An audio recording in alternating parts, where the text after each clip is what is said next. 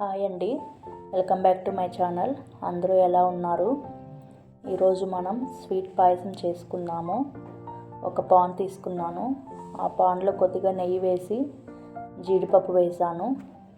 ఆ జీడిపప్పు కొద్దిగా బాగా ఫ్రై చేసి పక్కన తీసి ఉంచి పెట్టుకున్నాను. తర్వాత అదే పాన్లో మళ్ళీ ఒక స్పూను నెయ్యి వేసాను. ఆ నెయ్యిలో ఎండు ద్రాక్ష కొద్దిగా తీసుకున్నాను.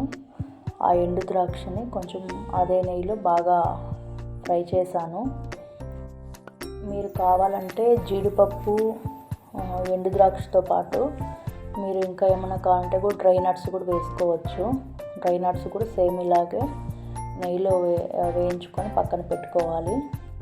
తర్వాత అదే పాన్లో నేను మళ్ళీ ఒక స్పూను నెయ్యి వేసాను. తర్వాత నేను ఒక కప్పు సేమియా తీసుకున్నాను. ఈ సేమియా కొంచెం బాగా రోస్ట్ అయ్యేలాగా బ్రౌన్ కలర్ వచ్చేంతవరకు బాగా ఆ నెయ్యిలోనే వేయించుకున్నాను.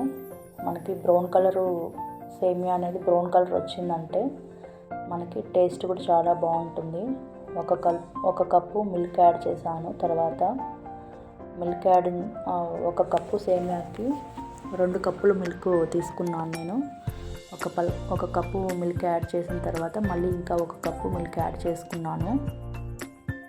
మిల్క్ అనేది మీ ఇష్టము, ఎంత క్వాంటిటీ కావాలంటే అంత యాడ్ చేసుకోవచ్చు.